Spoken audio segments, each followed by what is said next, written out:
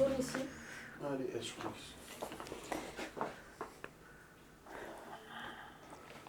que... Hop. Et interview 3. Plus bas, plus bas. Interview 3. Jascode.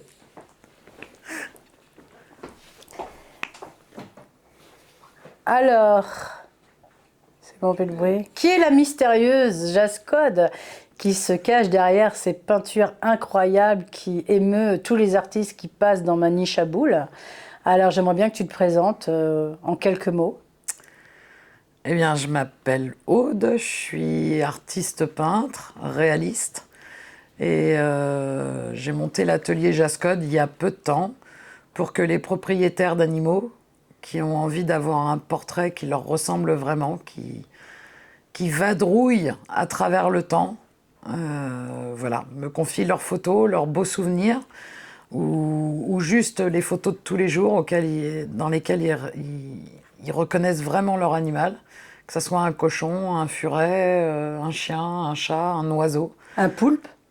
Alors, j'ai jamais eu de poulpe familier, mais why not?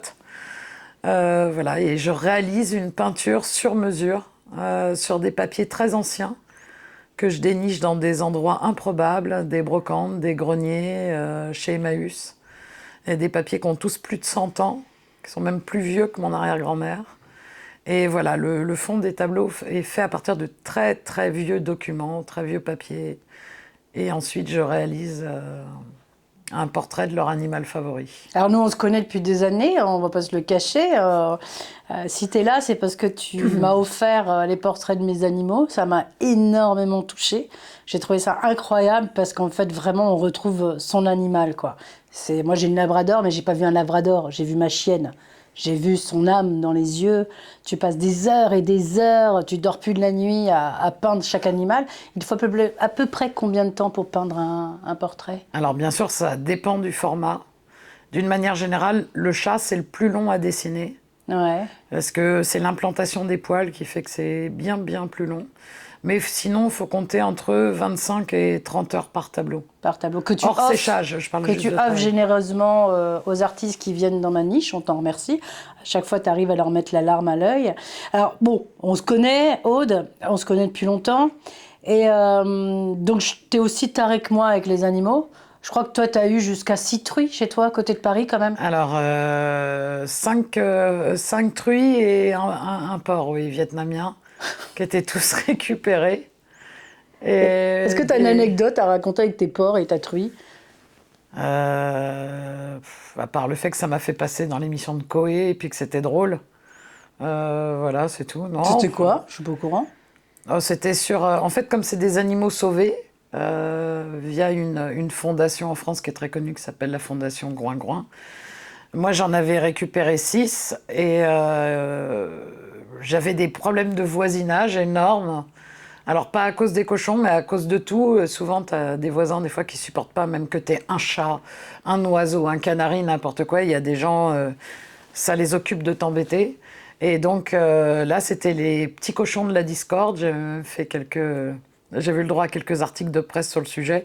Et j'avais eu l'occasion d'être invitée dans l'émission de Sébastien Coé. Et ça avait permis, en tout cas, de valoriser les sauvetages, l'animal que c'était, puisqu'en France, il n'est pas consommé. C'est un NAC, un nouvel animal de compagnie. Ça permettait de mettre de l'éclairage sur des gens qui prennent des animaux, qui pensent que ça va être mignon et tout petit toute leur vie. Et ça devient des truies et des porcs qui font, on va dire, de 60 à 120 kilos. Et alors attends, parce que moi je te connais, mais t'es passé à la télé chez Coé, mais on t'a vu ailleurs, non? On t'a vu dans une autre émission. C'est pas la plus flatteuse. Vous vous souvenez de Mohamed qui voulait bouffer la chèvre dans Koh-Lanta? Ouais. Eh ben, c'est qui lui a cassé la gueule? On mettra pas ça, c'est Aude qui s'est... Tu mets pas ça. Non. Tu mets pas ça. Ouais, t'as pas le droit, t'as un truc. Elle a fait Koh-Lanta et c'est elle qui a défendu la chèvre que Mohamed voulait pas bouffer. Que contre Mohamed, contre Sakon aussi. C'était qui l'autre? Sakon, il mérite bien son nom. Ah, je crois que c'était Sakon. Sakon, On peut non, dire que t'as fait Koh-Lanta ou pas? Sans dire l'histoire de la chèvre. On peut dire que t'as été dans l'histoire de la chèvre sans dire que t'as fracassé Mohamed. Tu dis l'année de la chèvre. Ah oui. dès l'année de la chèvre. Est-ce que je peux dire que tu as défendu la chèvre? Défendu sans dire que tu as... Ça, c'est vrai. Oui, c'est vrai. Elle a carrément, parce que madame est ceinture en or de Non, judo. pas à l'époque, hein. À l'époque, non, mais... T'étais pas encore ceinture en or de judo Allez, et mais- il a bouffé du sable, il paraît. Alors, on va reprendre. Dis donc, toi, je te vois là, tu dis que t'as fait de la télé pour Koé, mais on t'a déjà vu avec un chapeau là. T'as fait quelle émission? T'aurais pas vu en train de défendre une chèvre dans koh par hasard? C'était un bob. C'était un bob. C'était un Bob Ricard. Oui, c'était marrant. Ton amour des animaux a pris le dessus sur l'aventure. Oui, de Une toute fois façon, de j'aurais plus. pas pu tuer ni un puffin, ni une chèvre à coups de machette. Fallait vraiment être demeuré pour faire un truc pareil. Et est-ce que tu as une anecdote marrante à raconter avec un animal Toi, t'es taré, tu veux en sauver plein. Je sais que tu es capable de tout et Alors, n'importe quoi. dans C'est la- quoi le truc le plus fou que tu as fait pour sauver un animal? Pour sauver un cygne, j'ai un copain qui m'appelle à 1h du matin. Mes enfants dormaient. J'ai enveloppé mes enfants, je les ai mis dans un duvet à l'arrière de ma voiture à 1h du matin parce qu'un copain magicien m'avait signalé qu'un cygne errait sur l'autoroute et qu'il fallait absolument aller le choper pour le mettre en sécurité et qu'il allait se faire renverser. Et donc je suis allée au lieu-dit, un espèce de petit arrêt comme ça sur le bord de l'autoroute. On a cherché, il faisait un froid de canard. Il avait aussi sa propre fille qui dormait à l'arrière de son 4x4 à 1h et quelques du matin. Et en plus, assez loin, hein, je crois que j'avais bien fait une cinquantaine de bornes. On n'a jamais trouvé le cygne. Mais nos enfants ont bien dormi. Et alors, si tu étais un animal, tu serais lequel? Une truie? Non, je pense que je serais un écureuil. Ah bon? Les Pourquoi? écureuils m'amusent comme une dingue. Ils sont... Ou un... Comment ça s'appelle? Un raton laveur. Je trouve les ratons laveurs phénoménaux. Ils m'amusent terriblement. C'est des voleurs, ils sont futés, ils sont très habiles de leurs mains. Puis ils ont une bouille absolument incroyable. Je crois que j'aurais adoré être un raton laveur. Et qu'est-ce que tu trouves dans les yeux des animaux que tu trouves pas dans le regard des humains? Tout simplement, il y a une franchise, il y a une honnêteté, une simplicité. Il y a l'origine du monde dans l'œil d'un animal. Il y a une pureté que je vois nulle part ailleurs. Un animal, s'il n'est pas content, s'il va te mordre, ça s'affiche directement sur son faciès, sur ses oreilles, sur sa truffe. Directement, tu sais qu'il va se passer quelque chose. Un homme, tu sais jamais d'où va venir le coup. Et qu'est-ce qu'on pourrait dire encore? Est-ce que tu veux parler d'une association que tu aimerais bien défendre? Groin-Groin, Oui. peut-être? Alors moi, je vais Sûrement. parler... il y a beaucoup d'associations que j'adore. Il y a L214 qui fait un travail absolument incroyable. Il y a 30 millions d'amis, enfin la Fondation Assistance aux Animaux. Mais il y a aussi des fondations un petit peu plus petites, et encore que, elles se sont énormément développées ces dernières années. Mais il y a une très belle fondation qui s'appelle Groin-Groin, qui est dans la Sarthe. Et ils ont recréé pour des animaux tous sauvés. Au départ, elle s'appelle Caroline Dubois, la fondatrice. Elle avait fait ça que pour les cochons, puisqu'elle était elle-même amoureuse et propriétaire de cochons vietnamiens. Et puis au fur et à mesure des années, il y a eu un cheval, un poney, un petit ânon, des dindes, des poules, des chiens, des chats, des chèvres, et je dois en oublier encore. Et avec des bénévoles, avec énormément de travail, parce que c'est un sacerdoce, hein, les gens qui s'occupent d'animaux, il ne faut pas oublier que c'est pas on fait ça le week-end juste pour s'amuser, c'est toute la semaine, quand on est malade, quand il fait froid, quand on a les pieds dans la boue, enfin voilà, c'est pas que au printemps ou que quand il fait beau, c'est tout le temps, toute l'année, c'est beaucoup de sous aussi, énormément d'abnégation, et voilà, et c'est une des associations qui fait des choses super chouettes, c'est Groin-Groin. Et toi qui aimes les porcs, qui ronfle le plus? Ton porc ou ton mec? Alors, mon porc est décédé. J'espère que mon mec n'aura pas la même histoire. Mais clairement, c'est le cochon. Le cochon ronfle. Il ronfle quasi autant que mon chien. Et qui sent le plus fort? Ton porc ou ton mec? Alors, j'adore l'odeur du cochon. J'adore l'odeur du cochon. Le cochon a une odeur de peau qui est vraiment particulière. Je me souviens que quand je les gratouillais, etc., j'aimais l'odeur sur ma main. Ils ont un sébum qui est vraiment particulier. Et il ne faut pas croire, un cochon est un animal super Très propre. propre. Jamais Oh. tu verras un cochon faire ses besoins dans sa cabane. Jamais Que ton mec, oui. jamais tu le verras farfouiller, par exemple, dans ses déjections. Alors que ton mec, oui. Non, mais ton chien va le faire. Ton chien, très clairement, s'il voit une crotte, tiens, Ouais. pourquoi pas, avec un petit cornichon, s'il vous plaît, madame. Ouais. Mais ton cochon, non. Oui, moi, à chaque fois, j'ai ma litière de chat, je me fais jamais caca, mon chat. Et en fait, c'est le 4 heures des chiens, quoi. Je suis là, non. C'est Non, pas des maman, chocobéennes, t'embête les pas. gars. Ah, ils se régalent. C'est au premier qui va les bouffer les crottes du chat. Je suis dégoûtée, quoi. Qu'est-ce que je pourrais te poser comme question encore? Tu as réalisé combien de peintures pour l'instant? On va essayer de cibler sur ton activité. Je dirais, alors il y en a plein que je diffuse pas, parce que les gens que je diffuse pas sur mon Insta, parce que voilà, ça appartient aux gens, ils préfèrent pas avoir la vidéo, je leur fournis, mais ils préfèrent pas la diffuser pour souvent des raisons de douleur, parce que l'animal est parti et puis que ils n'ont pas envie que ça soit une vidéo qui tourne, enfin juste pour eux. Il y en a que je peux pas révéler encore, puisque c'est des tableaux qui ont été offerts à tes artistes. Et puis, sinon, on va dire que pour l'instant, j'en ai 80. 80. 80 sur l'Insta, à peu près. Donc tu fais des petits formats, des grands formats, c'est ça? Tout. Donc, Généralement, comment- c'est quand même plutôt un format A4 le plus petit. Parce que si on veut de la précision dans le réalisme, il faut quand même avoir un peu d'espace pour pouvoir recréer le fond de l'œil, puisque c'est là-dessus que tout se base. On reconnaît son animal par son regard. Donc si je suis bonne sur le regard, je sais que tu vas reconnaître ton animal. Et tu as des enfants aussi? Oui. Alors tu préfères tes enfants ou tes animaux? Je pourrais, tout à fait. J'en fais de temps en temps, plaisante. du portrait pour m'amuser, mais le portrait humain est très très loin de m'amuser comme le portrait animal. Et Non, puis il j'ai y a dit autre qui tu chose. préférais, pas qui tu préférais Ah. peindre. Ah bon. Si demain, ta fille qui est ici présente, on te dit c'est ton chien ou ta fille, tu fais quoi?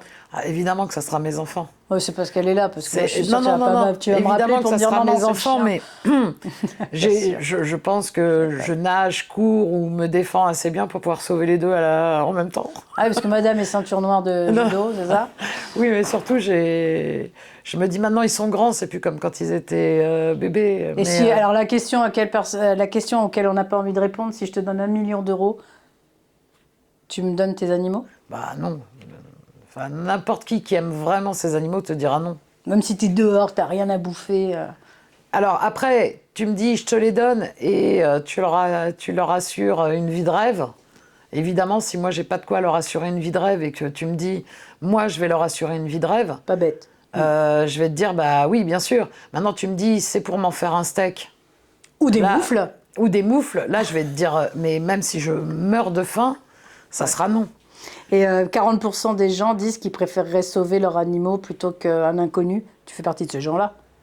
Bah en fait, je fais surtout partie de ces gens qui ne supportent pas la mort d'un animal, même dans un dessin animé, et qui pleurent comme une andouille. Et alors que tu vois des morts tous les jours dans n'importe quel feuilleton, et tu te dis « Oh, ça va, t'en auras un autre, Marie, oh, ça va, tant qu'à avoir un autre enfant, enfin, c'est horrible. » En réalité, on est comme ça, alors qu'on voit un petit chien mourir sur le bas-côté, on se dit « Oh non, c'est trop horrible !» Et si un jour ton mec te dit « Je suis désolée Aude, mais moi j'en peux plus avec tous tes animaux. Il Là. me l'a dit. » Et alors, qu'est-ce que t'as fait? Bah écoute, le mec et les animaux sont toujours là. Et tu lui as répondu quoi à ce moment-là? Je lui ai dit oui, bien sûr. Bien sûr. Donc, évidemment. Il m'a dit là, il faudrait s'arrêter quand même, il y en a beaucoup. Oui.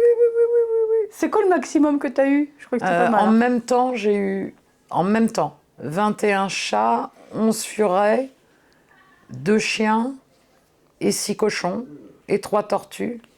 Je sais plus combien de pigeons. Plus ton fils qui pue des pieds, ça doit être sympa. Mais non, ils sont. Non, plaisante. c'est une image de l'esprit. Ta fille confirme. hein. Donc, ouais, voilà, c'était le maximum. Après, c'était l'archi-maximum, parce que pour des règles sanitaires, pour des règles aussi tout simplement de pouvoir s'en occuper correctement. Surtout que. Et puis, ah oui, j'ai oublié, en même temps, j'ai eu une 50aine de lapins en même temps que tout ça. Et t'as eu Simone? Oui, et où toutes les filles étaient libérées pendant 6 mois, et ensuite c'est tous les garçons qui vivaient en liberté pendant 6 mois.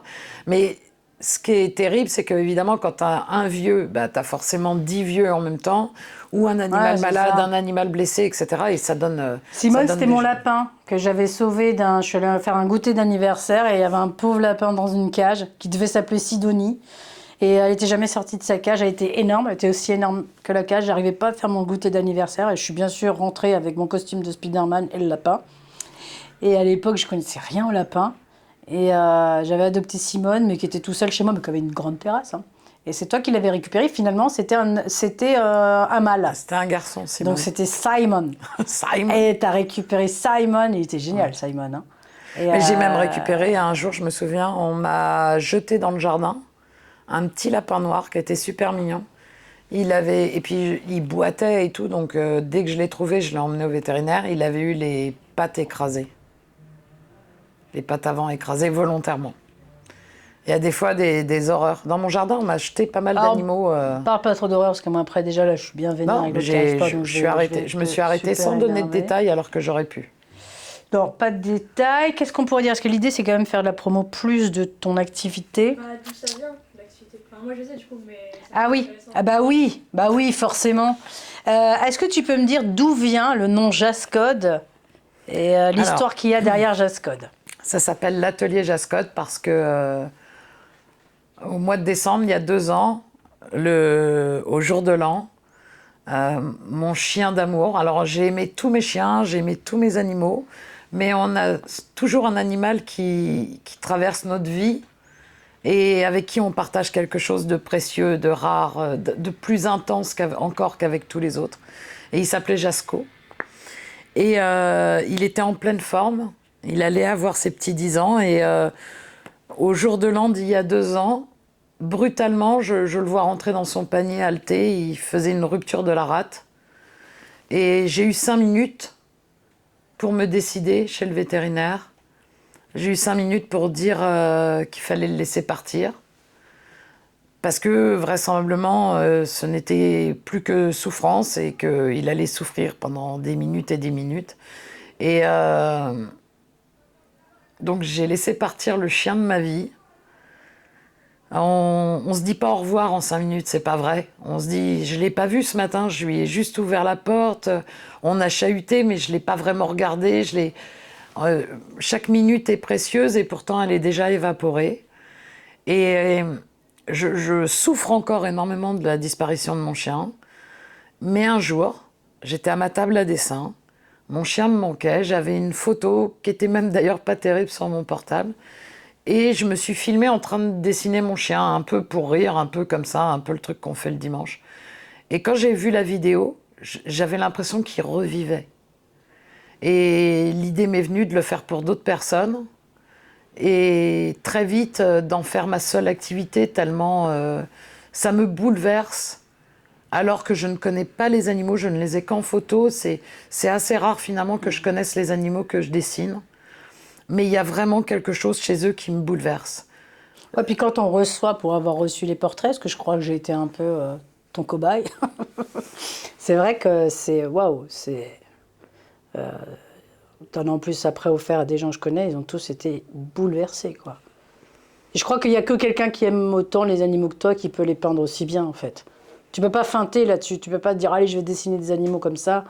Si t'as pas, peut-être Giuseppe va enlever ses chaussures. Ouais. Si t'as pas l'amour de l'animal, tu peux pas le représenter comme ça. Et je me souviens de t'avoir eu au téléphone, t'étais bouleversée de la mort de. pendant Donc des jours. Jasco et Aude, donc ce qui fait Jasco. Ouais, ça fait Jasco et Aude, Jascode. Voilà, et je l'ai appelé comme ça. Je trouvais que c'était Oh, c'est super. un hommage. Et j'ai ses cendres dans mon atelier. Enfin, il n'y a pas que les siennes, il y a plein d'autres animaux aussi qui sont autour. Et j'ai toujours l'impression, en tout cas, d'encore l'entendre dans le jardin, d'encore l'entendre dans l'atelier. J'ai encore l'impression que je vais râler après lui parce qu'il est rentré avec les pattes trempées ou quelque chose comme ça. Mais oui, c'est le chien d'une vie. Et pourtant, je les ai vraiment tous aimés, mais celui-là... Moi, c'est pareil, si j'avais pas Plus autant encore. d'animaux, si je les aimais pas autant, j'aurais pas eu l'idée de cette émission, quoi. Bah écoute, merci beaucoup, Aude. You're welcome. Ouais. Ciao, ciao.